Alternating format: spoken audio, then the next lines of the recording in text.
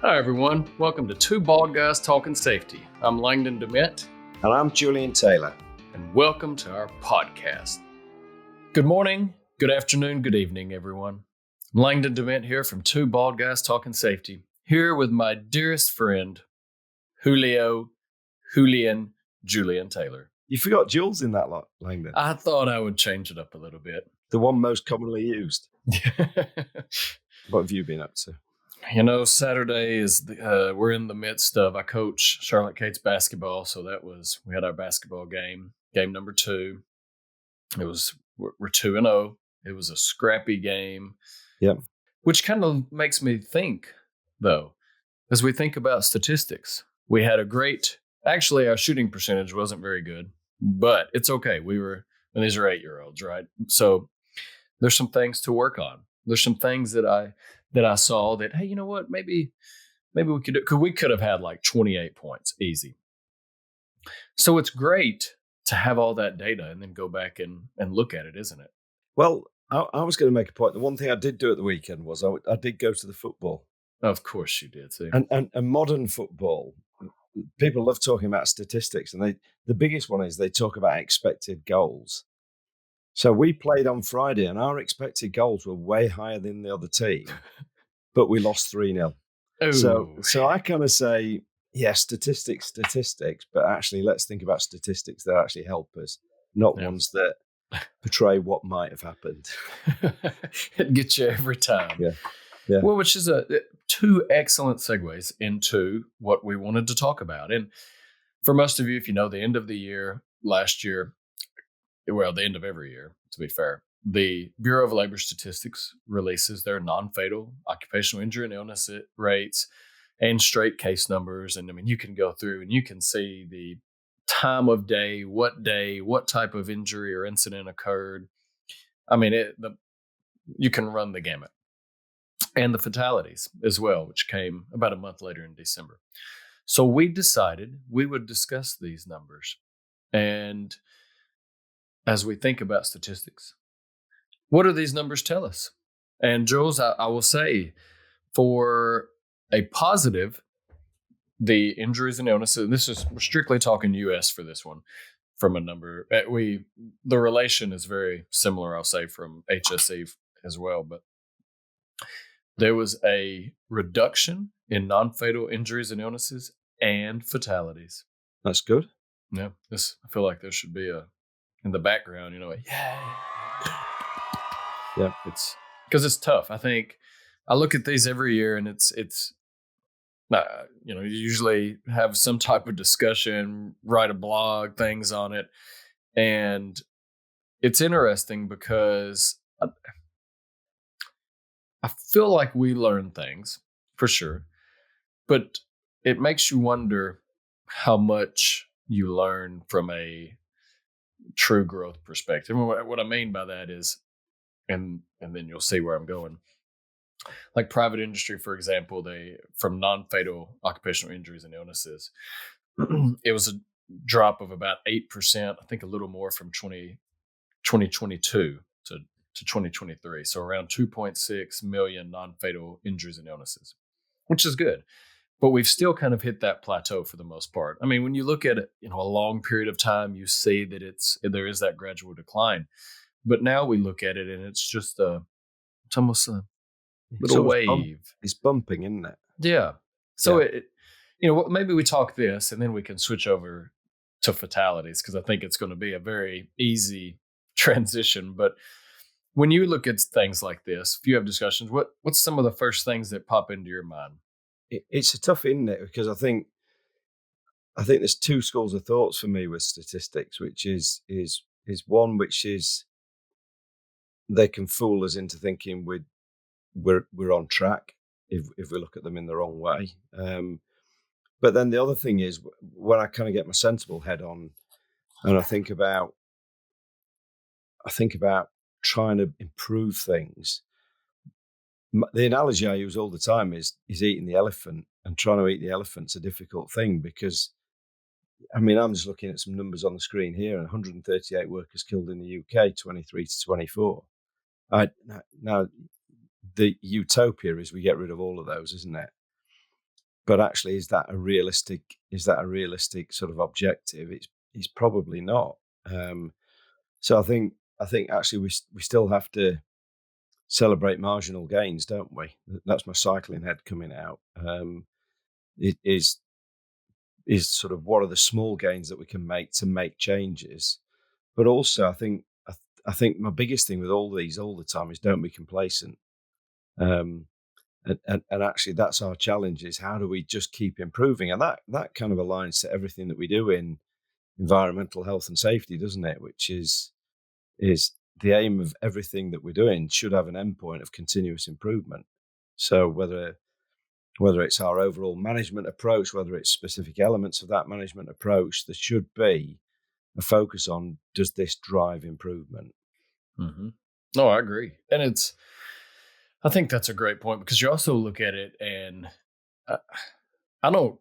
When I think about the numbers, I don't know what to really even expect when you think about the last 3 years, for example, because one area illnesses dropped.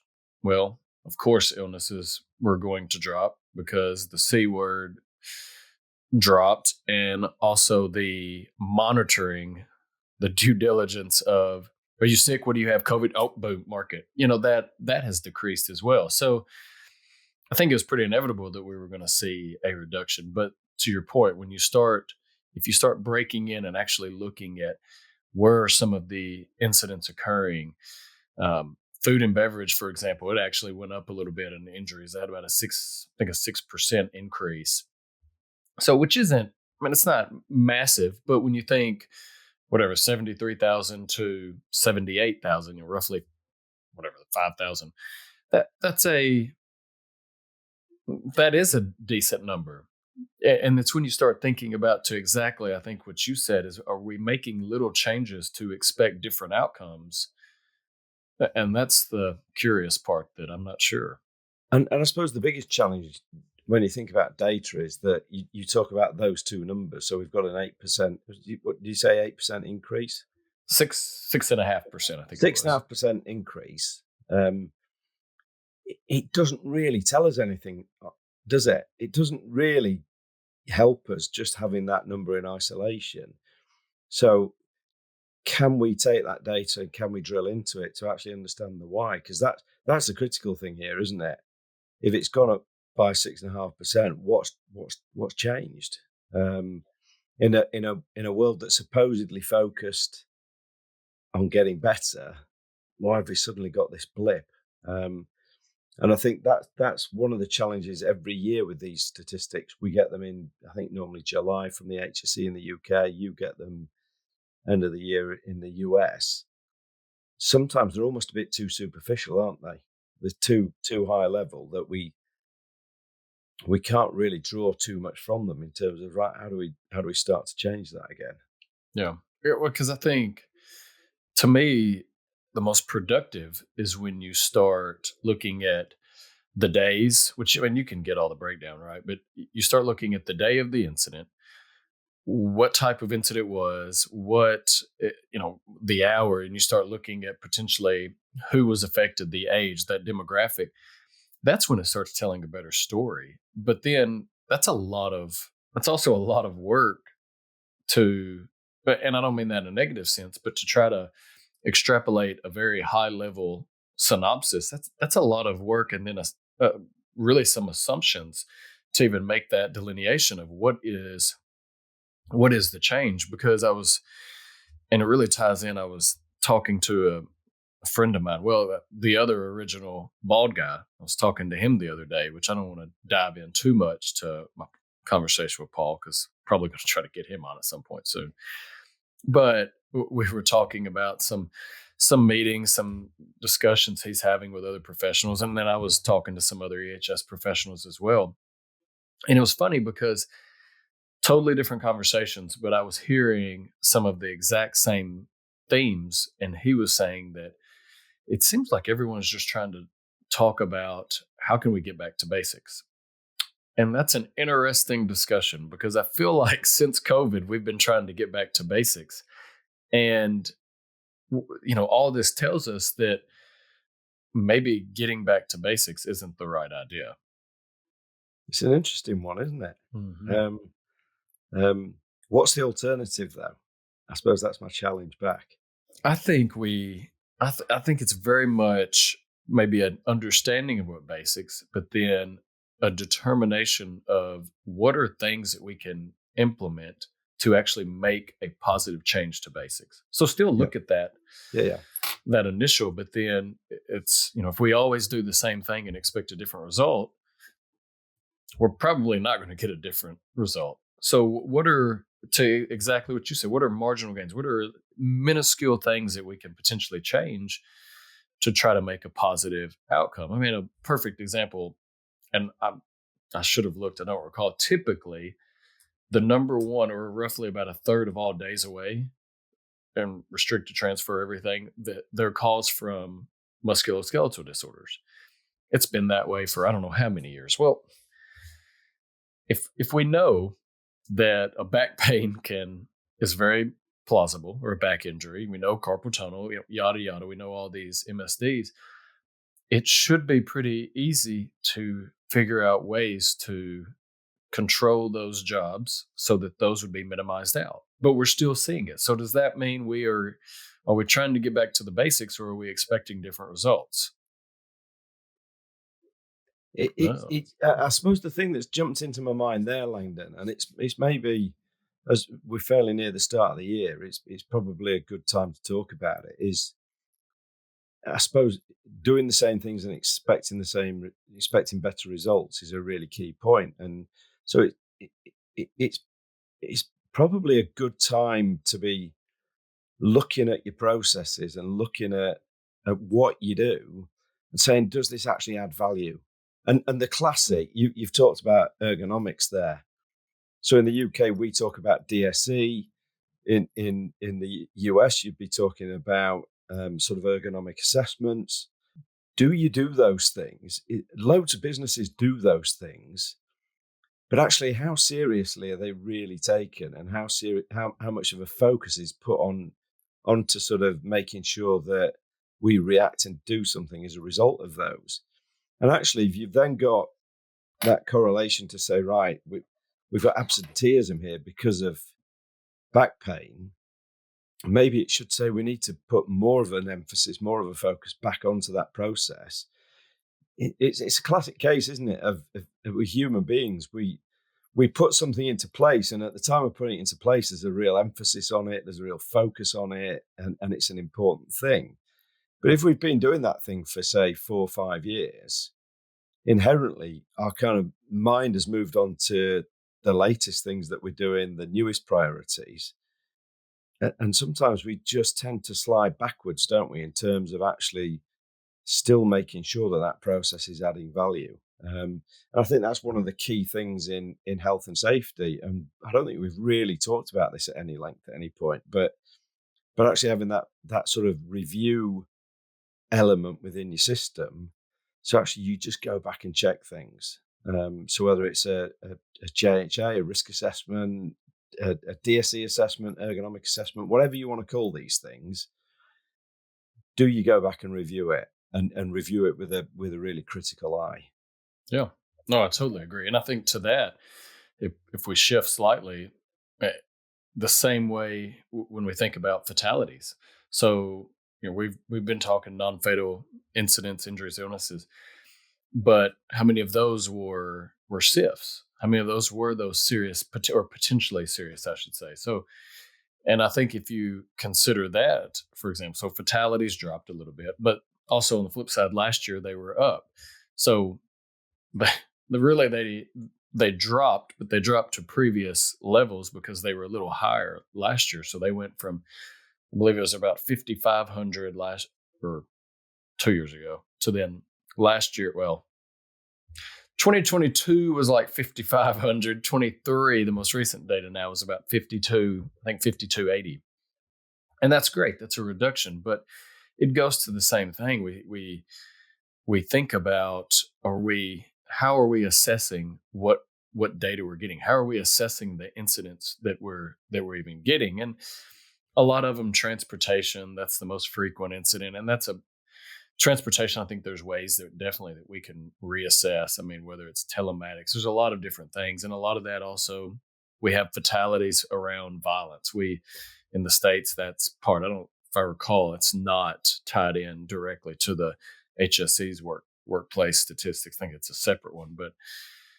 you just look at all these fatalities, or we look at these serious incidents, and to your point, how often do we actually look at that? And I know I've used this example, but somebody fell off a ladder, they were fine, they got up and walked off. Is there any difference me falling off a 8-foot ladder? I won't pick too high. Is there any difference for me falling off an 8-foot ladder on the grass versus an 8-foot ladder on concrete and there's rebar and nails on the ground? There is a difference, even if I get up and walk away from both of them. And a lot of times, I don't know that we really learn from each one of those the same way. And the data tells us, if we look through all this BLS info, and I encourage everyone to, because I mean, you can go down a rabbit hole of hours. I've done it every year for I don't even know how long, just because it is interesting. You try to find trends to help with your own organization, but there's a lot of areas where we could actually learn from this to even see how it applied to our own, even if we're not having it in our own related industry. If someone else is that's in a very similar related industry, that's a potential thing that could happen to you as well. What are the main industries it's shouting out then, Langdon? Transportation still and construction Yeah, are have I mean, from the percentage wise, those are the those are the highest. Logistics, just from the transportation, yeah. that aspect of it, but it's honestly it's still those transportation. I mean, construction ties Construct. into that. Yeah. And in So terms of the it's types of incidents, what type of incidents is it? for which So we I mean, in terms of the kinds of, so even across those different industries. So I'm just looking, for example, at some HSE stats here, and it's talking about just purely fatalities. So 138 fatalities, and falls from height is by far the biggest area. Um, Struck by moving vehicles, the next. Um, Struck by moving objects, the next. Yep. And then trapped by something collapsing or overturning is sort of fourth on the list. But falls from height is still the big one. think. Let's see. I'll look at that myself. That's interesting. Transportation number one at roughly 1900. You go violent acts 740. Slip trip falls 885. Exposure to some type of substance, chemical environment 820. Contact. So, Yep. you're caught between, caught in, things like that. Machinery. But any type Yeah. of contract, exactly, it's about 780. So Yeah. outside of, and then 100 explosions. So very, uh, and the thing about it, too, these are typically the same. Yeah. It's not like there's, Don't change. yeah. I mean, you Yeah. have a couple that might have some variation, but these are Yeah. same way the top 10 every year that OSHA releases on their, whether it's inspections or the top 10 incidents of non-fatal, a couple might shift, but for the most part, it's always the same. Yeah. So again, I mean, what as an individual safety professional, it's thinking about what you can learn from that. So particularly if you've got activities that include working from height within your organization, that's a focal point straight to go. That's the priority, isn't it? You go straight to that as a priority. Just changing tack completely. It just struck me. So how many fatalities in the US from that report? What do you mean? Total? Yeah, 5,200. 5,200. And I suppose my other point, the danger with statistics is it's easy that these just become numbers, don't they? Whereas actually every one of those is a life, and then it's the ripple effect from that into families and the sort of the broader society, isn't it? And I think that's the danger with this sometimes, is we forget actually this is about people, and that's why it's such an important thing to be talking about, to say, right, what do we do about this? How do we make those bigger changes?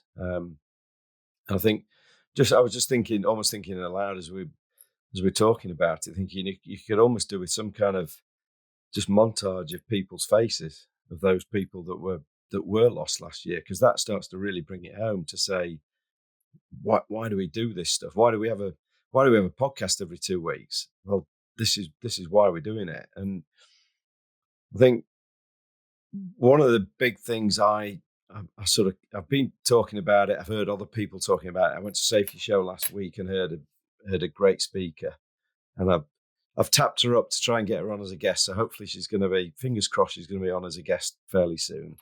But talking about psychological safety and really the underlying theme of all of that psychological safety is a cultural thing that is still not right.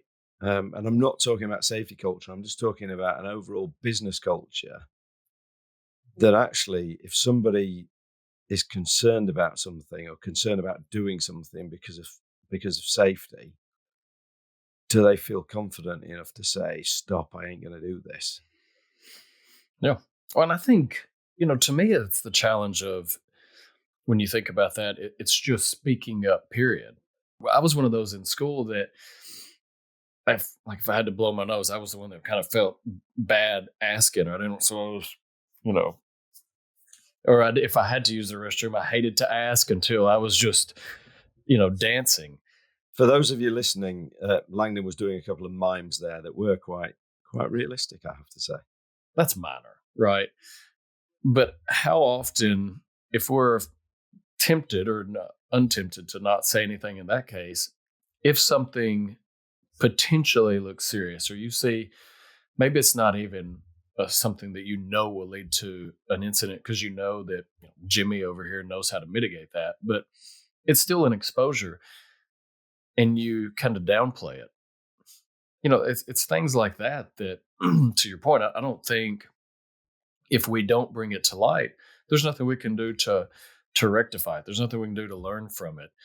And a lot of it, I think, a lot of these incidents, I wonder how many we just put into the typical, well, we can figure out some type of quick control versus thinking about what are essential or those critical things what are those critical controls that we have to put in place to ensure that things are minimized. And that's a massive premise of serious injury fatality focus. But how often do we just think, well, they have their PPE, that's good. They're donning and doffing it right, that's good.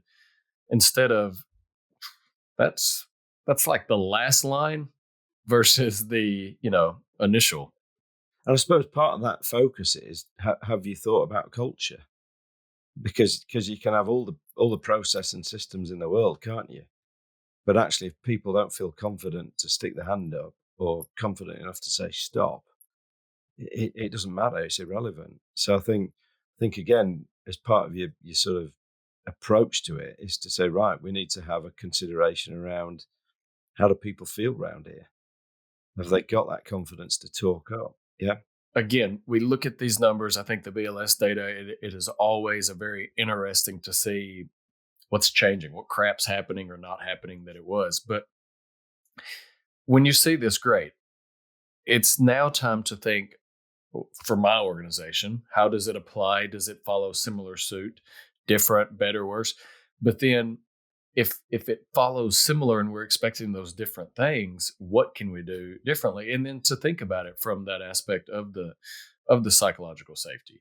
What about those big processes? I know some very large organizations and they still do behavior-based safety. And I'm not negating that by any means, but if you're putting a heavy focus on that and just always trying to figure out, okay, well, we need 4 more negatives this week.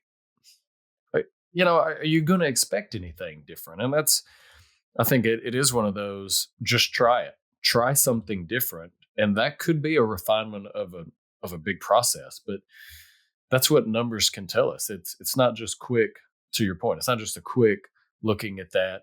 Oh, 5,200. That's great. But it's what led to that. What are programs that maybe we could implement to help us reduce our part in that? And that's the one that I don't know that we do very well. No. And I think was going to say, I was talking about how do you change that culture. There's got to be an emphasis here around changing the leadership behaviors. One of the things I've kind of just sort of came to me back end of last year is this whole thing around what do our leaders do and say, and and what's their presence like? And it's their presence that I think is the really important thing. There's a People talk about visible, felt leadership, don't they? And that's not from the safety people. It's from leadership. So are they visible and are they felt? So and I think I'm going to keep banging. This is my 2025 drum that I'm going to bang, Langdon, is whenever a leader goes on site, whenever a leader goes to visit somewhere, don't just do what they often do, which is to walk on site, sign in the book, go to the meeting room, have the meeting, come back out, sign out, and then drive away again. But actually, when you go to that site, sign in, and then go and walk the shop floor. Go and talk to a few people. Just go and say to them, how's your day? Yeah, tell me about your job. How does it work? Is there anything we can do to help you? What safety stuff have you done today? Yeah. And it just starts to really, it's a really simple thing, isn't it? It sounds really simple on the face of it, but just starts to change the perception of leadership in the minds of the people who work for that organization, and also what's important to leadership. So rather than being these remote people who just bang the drum about business performance, actually the CEO came and talked to me, and he was interested in me, and he was interested in how we do stuff and how we do it safely. So safety must be important. And it sounds like a really little thing, but if you can coach your leadership to just start to change those kind of behaviors, that can be part of your approach to SIFs. Yeah. Is actually we need leadership to be absolutely underpinning this. Yeah. So that's my drum for this year. I like it. Well, I think I do. I think that's very important because if we want, if you want the most out of your employees, in most cases, I mean, right, nothing is ever fully 100%, but in most cases, who's going to be a better employee? Somebody that's working for the the best boss in the world, who is engaged and who cares, or somebody who is working for a, what was that, like Matilda Crunchable or whatever, a bad boss who Yeah, yeah, doesn't yeah, yeah. care, who's Yeah. mean. You're going to get the most out of that, your employee, when you show a caring type environment, whatever that is. And I do think that's a great Miss that's a great Crunch point. Bowl. 60 lines after school. I must obey Miss Trunchbull. Yep. I mean, you're going to get more out of that, right? Yeah, yeah, I mean, yeah, the better, not the bad. yeah. But Um, I've worked for the Crunch Bowls at least twice, and what I would say is there's just an innate link to safety, because those were the situations where you didn't come up with ideas, you didn't innovate, you didn't say stop because you were just scared. If I open my mouth here, what's the reaction going to be? Yeah, I actually look back, and one of my bosses I think was a business psychopath, and that sounds ludicrous, but they are out there. The behavior was just completely unpredictable, but because of that unpredictability, you just kept your head down. You just kept your head down. You thought, I'm not going to stick my head up here, because more often than not, I get a beating when I do. So you stop innovating, you stop talking, and that, like I say, is just there's that direct link to the behaviors that then lead to incidents. yeah, Yeah. exactly. So I feel like, as I know we're probably getting close on time, this is a perfect wrap up, because when you look at these numbers, and again, this is nothing just truly groundbreaking. We're bringing statistics that have been put out. It is something that I would highly encourage everyone to look at, to think about these numbers, and then think about them. Look at your own. What are you seeing? What's changing in your organization? What type of leadership do you have? What type of things do we need to do differently to help mitigate some of these incidents, these potentially serious injuries, fatalities? Because that's how we get better. That's how we learn. It's very much drawing upon what we have seen happen, and then how can we implement something different that will show growth. So for me, I think as we look at these numbers as we wrap up, it's very much, yes, hear the past, but look to the future. It's a great prompt to use these stats to say, right, how do I self-reflect so I can change what we're doing moving forwards? And I think we've also got our first great film reference of 2025 in with Matilda. I'm telling you. But powerful. Yeah. Yeah. Classic. Yeah. Yeah. Well, Jules, I suppose this is it for our review of the numbers for technically that are 2023, but it is the most recent U.S. data we have. So when you're looking at these, again, remember it's great, but how can we learn from that to better be in the future? Yeah. And I think remember behind every one of those numbers, there's a person as well. That's a really critical one for me. Yeah, totally agree. I have written a blog on this. I did remember. Please check it out. You can feel free to take a quick read. It's nothing crazy exhaustive, just a short recap of a lot of the BLS data and what we're seeing and how you can get better. So I encourage you to take a look at that and share this everywhere you can, where your podcasts are found. But we appreciate your time. And Joel, should I close it out? I'm used to you prompting me, so I guess I'm just going to... Well, I better prompt you then, Langdon. Do you want to close us out? I think I will. As we're looking at this data, as we're figuring out what can we do differently for this year, remember to pause, take a break, take a step, and really think about what changes can we implement to be different and to be better for our organizations. So with that, as you're going out, stay healthy, stay safe, and watch each other's back out there. Thanks, everyone. Thanks for tuning in to this episode of Two Bald Guys Talking Safety. Don't forget to follow and subscribe wherever you stream your podcast, or you can visit us at evotix.com. And if you've liked today's podcast or you found some value from it, we'd really appreciate it if you could head over to Apple Podcasts and leave us a review or a rating. It really means a lot to us. Thank you.